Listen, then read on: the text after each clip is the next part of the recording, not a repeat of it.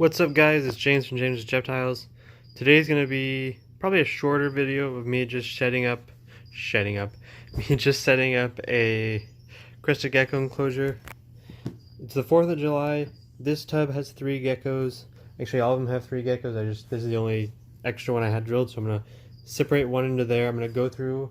I have a bunch of extra tubs, so I'm gonna try to separate most of them.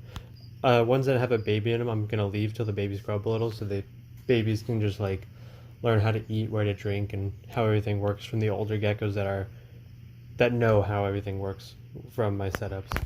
So I got all my plastic plants. I paid like $30 for these huge plastic plants. These ones were like $2 a piece. I should have just grabbed more of those instead of these. Some of these were expensive, but a lot of them were on sale. So then I got new wire cutters. Hopefully these work well. I couldn't find any of them that specifically said like these work well to cut wires. They like they all kind of danced around it by the wording. But what I was using before is $1 Walmart scissors, and it was kind of bending them. So to cut the extra stem off and to cut them into pieces. So I'll show you how I set it up, and we'll get a gecko separated, and maybe I'll show you around some animals before I gotta get cooking for dinner tonight. That was easy. I imagine that was going to be way harder. Let's start with the thickest one. Yeah, these are tight. Let's cut right here. So basically with these plastic plants, it's a big bunch of green plastic wrapped around a wire. That did it right there. It's beautiful.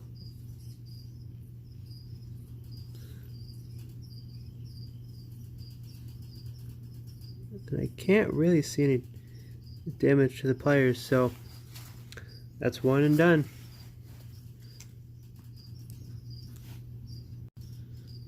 Snip. I don't really know what I'm gonna do with this extra wiring yet. I'm sure there's something I could figure out to do with it.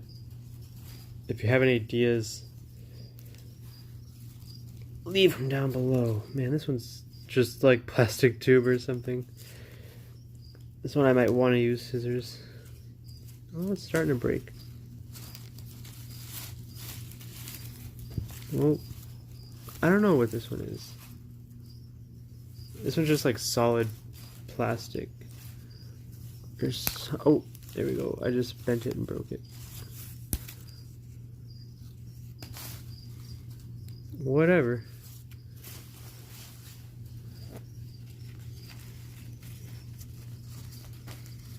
These ones I'm just gonna snip across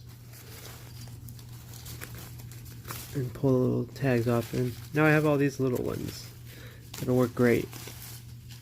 This one I'm gonna do something similar, except I'm gonna do that one, those two,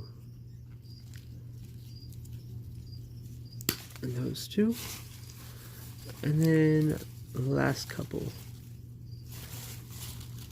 Oh. Mama didn't raise no wimp.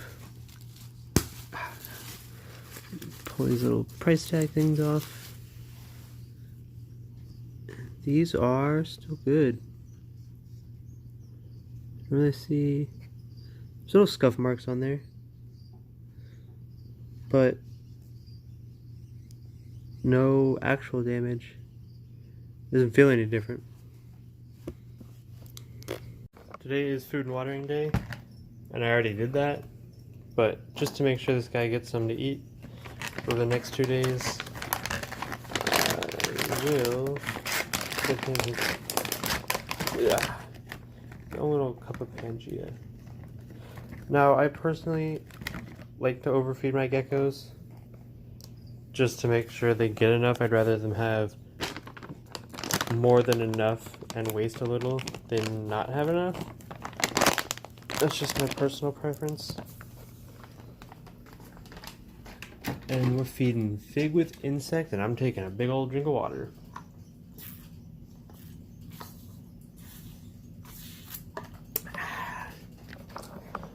delicious. So these, I know a lot of people add food in these. I don't really have quite that many geckos, but they work really well just to do stuff like that and to fill water dishes too. So, see if I can mix this up with one hand. That was way too much water. Oh well. Alright, I'm gonna turn it off and we'll get back when I'm setting it up. Alright, so here's my tub. Here's my paper towel. Let's pick plants. I want one of these. What else do I have? I have that big one. I have this one. I need to cut this one into two actually. And then I'll probably do something like that. And then I'll add a paper towel roll. Can't get it right now. Camera's on my lap. Paper towel rolls way up there on top of a shelf. I do save all my toilet paper and paper towel rolls, and I save a couple of them I get from work, but I work with reptiles and a bunch of people use them. There's a guy that breeds snakes that uses them. So there's that. Got my spray bottle, and let's get a gecko. Which gecko? I'm gonna either take Maruchan or Omni. Dodge Omni is what that was named after by my buddy, and he also named it Maruchan because of ramen or instant lunch or whatever one it is. So it doesn't really matter which one's which, they're just names. It's not specific. I didn't even look at them when I named them. So I'm gonna pick this one, and I'm gonna say this one's Omni. Omni's getting his own enclosure today. Hopefully he grows a lot and thrives by himself. So when I make these tags, let's go over the tags. Omni in parentheses is the name. Pangea, which is the company I bought it from. Or if I did not buy it, if I bred it, it would say 2 4-digit numbers, the first one being the dad, the second one being the mom. A lot of times I just put the dad because I have a trio, so I don't know which mom it came from. C for crested gecko, because I do breed other animals. 1910, which is this gecko's number. 19 being the year it was born, 10 being the 10th gecko. And the second set of dates, the first one is X'd out, is the lay date, which I don't know, and the second one is the hatch date. But these geckos were bought already like a couple weeks old, so I put the buy date, if it'll stop trying to focus all weird. And normally if I don't know one of the parents, I just put a bunch of X's again, just to show that I don't know exactly, but I have a good guess. So, I'm going to pick this as the front just because it has extra holes and has that front thing. And also when I make the tags, I put this little flap on the end of it just to make it easy to pull off. So I have my gecko in there. I'm going to give it a... Let's pump this up a little bit. Give it a nice little spray down. And that's about it. All I would do extra is add the paper towel roll, because I notice some of them like to hide in there. It's almost like fake bamboo.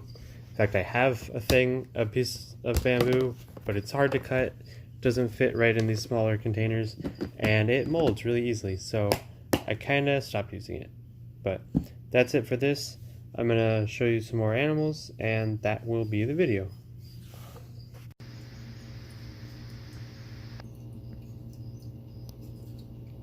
I'm so nervous. I'm so nervous to get the bloodworms. It's just one of those frozen cubes.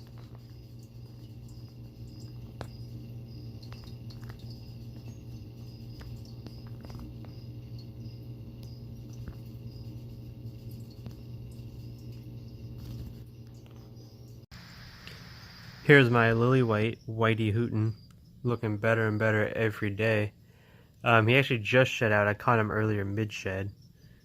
You can see the cream right there on his side. You can see one little stripe that's way darker than the rest. And then his underbelly is like all cream.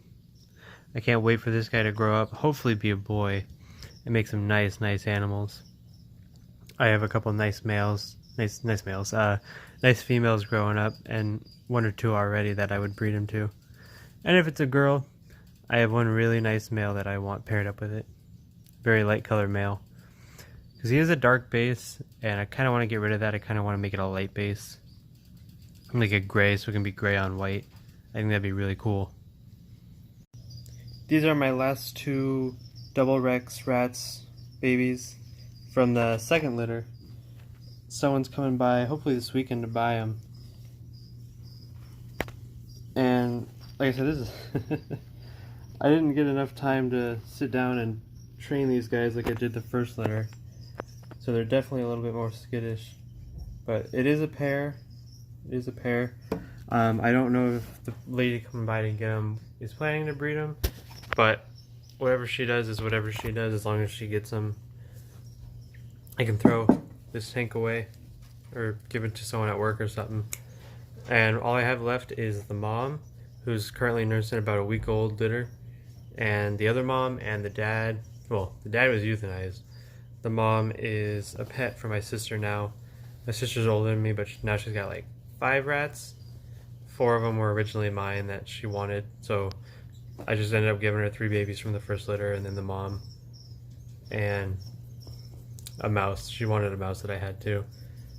So that's what's up with these guys. That's gonna be the last litter, and then the mom will end up being snake food. I don't really see a difference in the poop for my snakes versus a double Rex, which is hairless, versus like a regular rat.